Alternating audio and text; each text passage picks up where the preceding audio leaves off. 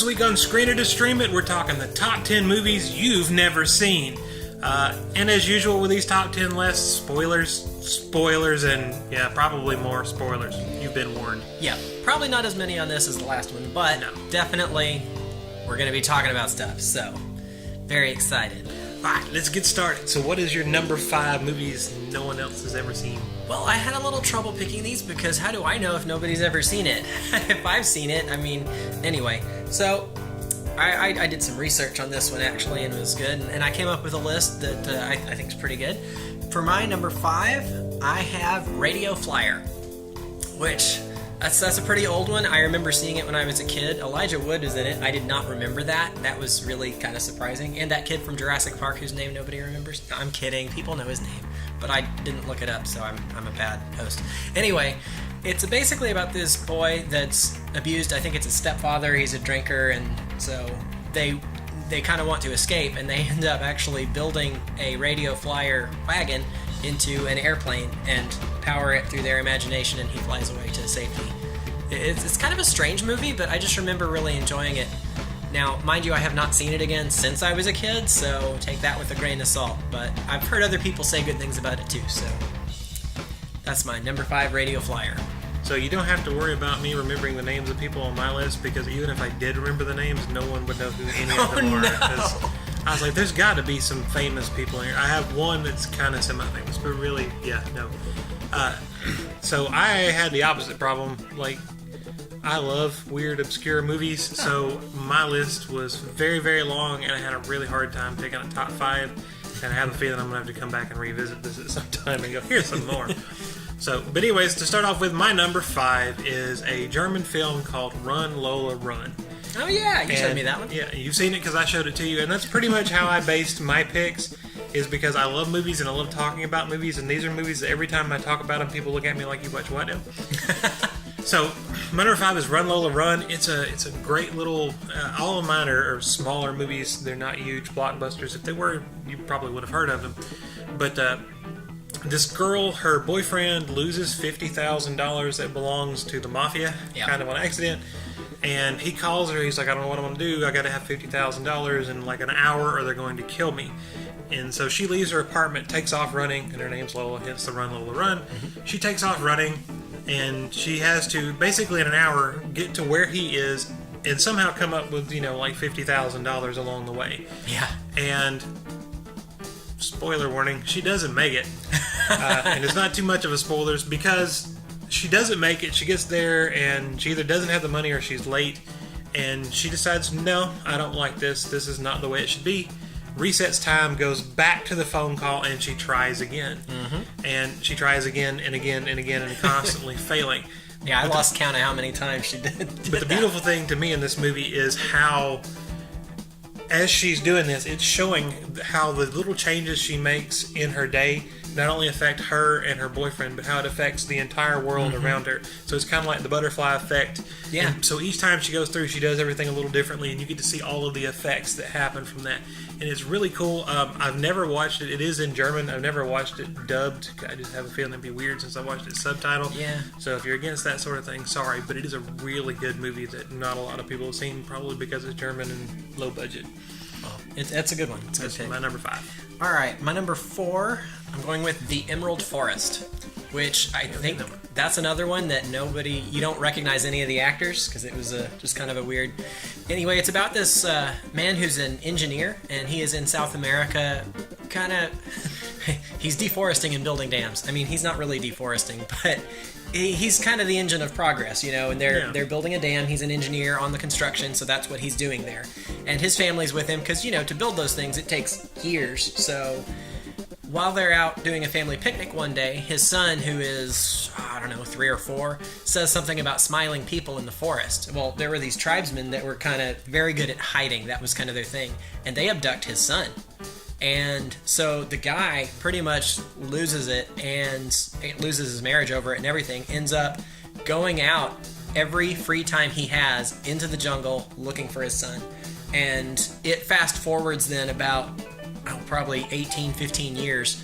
So he's still going to the jungle looking for his son, who has now grown up and just become a full member of this jungle society. They took him and adopted him essentially. And so the father ends up getting reunited, but with the son, and gets to know him now that he's an adult and a wild jungle man.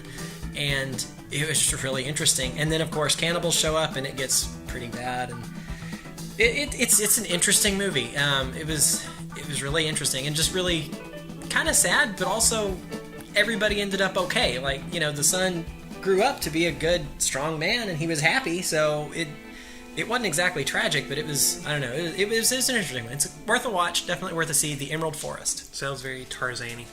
A little, but he wasn't raised by wolves or apes. It was actually jungle people who live in the woods. That's their thing. So okay. My number 4 is Killer Clowns from Outer Space. And it's about these killer clowns from outer space. Literally, yeah. That's it. Definitely a B movie. It's from the 80s, and the spaceship lands. It looks like a circus tent, and it's a bunch of clowns running around town killing people. And it's a horror movie, but it's also kind of a tongue-in-cheek movie. And I think the thing that makes it so good to me is it is a B movie, it is a cult movie, a low-budget movie, but it's a movie about. And the makeup effects and everything are amazing in this. The guys that made it were actually special effects, like artists, like the directors. But the thing that makes it so good to me is that it could have, they take themselves so seriously the entire time. As seriously as you can, you know, with all the people are killed by cotton candy and popcorn, and there's all these sight gags, and it's just wild and crazy. But everyone, all the actors just play it so straight, and so it's just this horror movie. Everything is just ridiculous, over the top. But it's really fun, and it's one of those that, I don't know, it just sticks with you. If you've got a friend that has a fear of clowns, make them watch it. Absolutely. But anyways, that's my number 4, Killer Clowns from Outer Space. Oh my gosh, you are making me ditch my list, because I'm thinking now of stuff that's even better than what I had written down. So, that really made me think of a really great one. I'm gonna just throw it out because I'm thinking of it. Attack of the Killer Tomatoes. Such a good movie that you've never seen. So, and it literally is Attack of the Killer Tomatoes. And it is campy as all get out, but it on purpose. It's one of those that is so bad that it's fun and it's worth watching. And of course, the nation rises up to defend themselves and get overwhelmed by tomatoes murdering people. It has a brilliant theme song too. Yeah, I will not try to sing it, but and they end up having one guy go undercover, and he dresses like a tomato and tries to infiltrate their ranks, and it's a really strange movie, but it is great and definitely worth a watch. It's totally a farce on the horror genre, but it's a great movie, Attack of the Killer Tomatoes. Well, my number 3 is not a farce. My number 3 is, as far as I'm concerned, the best zombie movie ever made. Oh. It is my favorite horror movie ever. And this comes from a longtime horror buff. And that is Return of the Living Dead. Yeah. And again, it's another low budget. It's actually kind of, sort of, not really a sequel to A Night of the Living Dead. They actually reference A Night of the Living Dead in it. But it's not George Romero. It's basically it's a slasher zombie, it fits that genre. Yeah. But it is done so well. It is so gross, and it is so terrifying, and it just hits all the check boxes perfectly. And it's basically this group of kids, and it's in the 80s again. It's a bunch of punk rockers, and one of them gets a job in a medical supply house, and they're hanging outside waiting for him to get off work. Well, he accidentally ruptures this tank full of chemical inside that reanimates dead flesh. And of course, they're in a medical supply warehouse, so there's all kinds of bodies and skeletons, and there's a half dog, the split dog, and it all begins to come back to life and try to kill them, and just has some of the greatest moments, greatest scenes visually, greatest lines. There's a scene where the paramedics show up. Somebody calls the cops, and the paramedics say, "Oh, something's going wrong," and they get out of the car, and the zombies just eat them. Yep. And there's a scene where one of the zombies crawls in the car, and he's just covered in, viscera, and he grabs the mic and he's "Send more cops," which is just hilarious. But it's the first one. They're smart zombies. They're fast zombies. Like, they're out to get people. It's not the slow, walking. And I'm totally zombied out. Like, we've zombies this, zombie that. But this is still, like, this predates that. This is an amazing movie. It is my favorite horror movie of all time. That's Return of the Living Dead. Back when The Risen Dead was still a fresh idea. Okay, moving on. This brings me to another one that I just thought of a minute ago. The Gods Must Be Crazy. Such a great movie. Also a bit of a comedy, but a lot more serious than was the Killer Tomatoes. The Gods Must Be Crazy is done kind of mockumentary, I guess would be the technical term. It starts out like it's a documentary about civilization, and it's talking about just about how people have to be, educated, and they said sentenced to 10 to 15 years of school to survive in our society. And then it contrasts against the Bushmen who live out in the middle of nowhere, back, I don't know where it was, Africa, I think it was set in. And, of course, they're just wearing loincloths and, they don't have any technology whatsoever. And the story gets kicked off when a guy flying overhead in an airplane finishes a Coke that he was drinking and tosses the bottle out the window. And the Bushmen down below receive this, what they can only assume is a gift from the gods. And it's this, this Coke bottle. It's harder than any substance they know, so they use it for everything. They use it for a hammer, and and for the first time in their life, they experience scarcity. And so they end up fighting over this Coke bottle, and it makes everyone upset. And so they elect one of their elders, one of the men of the tribe, to go throw it off the edge of the world because it's making them unhappy. So that's where the adventure begins. And so it's about him on his journey trying to get rid of this cursed object, a Coke bottle. And it's absurd, but really just a fun story, and it takes some twists, and it's definitely worth a watch. That's one not a lot of people have seen, and it's definitely worth. Go see The Gods Must Be Crazy. It's a good one. All right, my number 2 is my favorite movie of all time. It is a comedy, and the only reason it is not number 1 on my list is simply the fact that I kind of worry about how obscure it is, because I think it did fairly well at the theaters. It did have, I think, 4 sequels, all of them getting worse and worse as they went. But so that's the only thing I worry about. Otherwise, this would have easily been my number 1. But anytime I mention movies, someone always inevitably asks you, "Well, what's your favorite movie ever?" And when I mention it, no one ever, they're like, "The what?" So I think it's pretty obscure, but definitely not as obscure as my number 1. And that's Revenge of the Nerds. Oh, yeah! And that is my favorite movie of all time. Another 80s movie. It is,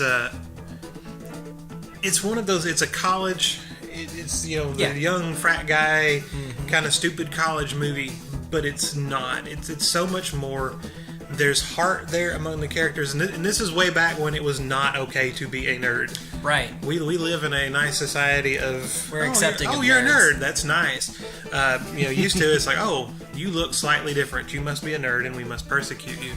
And that's when the movie takes place. And it's 2 guys going to college, and they don't even know they're nerds. So they get there and go, oh, you're nerds, and it's basically them just trying to survive as they're being bullied and persecuted and crapped on by everybody, really, because of who they are. So there's a good social message there. Yeah. And like I said, the film has heart, and one of my favorite things about it, and that I really love, is the actors playing the characters. Usually if you do a comedy, a teen, it's parties in college, everybody's a character, and they're way over the top. And while they can be a little characterish, they do play them straight. There's no tongue-in-cheek. There's no, oh, I'm that guy. They're like, hey, you're this guy, play that character. And that makes them personable. It makes them real. And there's a good story to be told there. So not only is it funny, and I still laugh at scenes in it. I've watched it 100 times. It's still really funny. It's still got a good story to tell. And it's still my number 1 movie of all time. It's Revenge of the Nerds.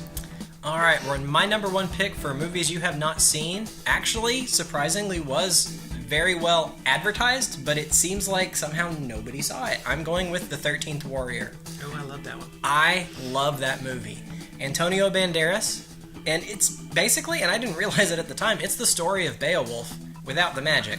So, and they've done a few movies like that. Troy is one of them where they took the magic out. It kind of had magic in the first, but then you find out it's not really magic. It seemed like it did, but then it turned out there was actually a rational explanation for everything. But The 13th Warrior is based on Michael Crichton's book Eaters of the Dead. So this was made on the heels of Jurassic Park, which was a huge success and a great movie also, but everyone's seen that, so it couldn't be on this list. But The 13th Warrior somehow just didn't find its audience, and I think that's really sad because it's a very well produced movie, and it's about these 13 guys who are going to rescue, and they're in North Scandinavia or somewhere. Vikings. They're all Vikings, and except for Antonio Banderas. Except for Antonio Banderas, he's an Arab that got sent up there. Anyway, that's in the beginning of the movie. It's not that important. He gets sent up there and ends up going with them because he's the 13th warrior. The prophet chose that he must have a 13th man. So he gets sent with them. And they are going to rescue this village that has been besieged by an ancient evil. And fireworm comes down, and basically it's eating people and the serpent. And so it was very bad. And they show up, and it is, very manly. It's one of the manliest movies ever because they're just big, strapping Viking men, and they are cutting down anything that gets in their way and getting killed themselves too quite a lot. So it's bloody and wonderful, and it's one of those that's right on the tail end, right before everything was CGI. So you've still got a lot of practical effects, and it just is beautiful to look at, and it's a fun movie. It's a lot of fun. I like that one. And there's beheadings. I mean, it's great. It's a great movie. So that's my number one pick is The 13th Warrior. I do really, really like that movie. I think definitely not as obscure as my number one. So all of my movies are low budget. Most of them are from the 70s or 80s. This one is the lowest budget movie. It was made for $200,000, which is just ridiculous. And it was in 2007. So not only is it low budget, I mean, it's really low budget for this day and age. I have never, ever met anyone who has ever even heard of this movie unless I made them watch it. Okay. And it is still one of the best movies I have ever seen, and that's The Man from Earth. Oh, yeah! That was a good one. It's such a good movie, and if the low budget tells you nothing, there are no special effects in the entire thing. There's no violence. No. I don't think there's a scene change. Like, they're in a house and outside the house. Yeah, it's all at one location. But it's pretty much at that location. Some of the actors I actually recognized, but they're not. I can't tell you their names. They're not huge megastars. I mean, they've been around. And I tried to look them up. I'm gonna look them up. I saw the name, like you said, I recognized the people. A couple of them had been in Star Trek, so. We still got a Star Trek reference. But the movie basically is a college professor, and he's leaving. Yeah. He's packing up his stuff, and his friends are coming over. They're all college professors. And like, oh, you're leaving. Why are you leaving? He's I don't know. It's just time to move on. And they keep pestering him, and they keep pestering him. And so he sits down and tells them a story, or he builds this hypothetical situation, which one of them is like a history teacher, one of them's a paleontologist, one of them's a biologist. So they're this perfect group of people to analyze a person and their story. And so he sits down and he says, well, let me tell you this story. And he basically says that he's like 3,000 years old or 2,000 years old, something like that. No, older than that. He didn't know how old. Well, he didn't know how old he was. He tried to estimate. Oh, that was right. If a person was this old, what would they be? Yeah. They started analyzing. Oh, well, he'd be just like us and blah, blah, blah. And so basically he tells him he's lived forever. He's probably roughly in his 30s, 40s.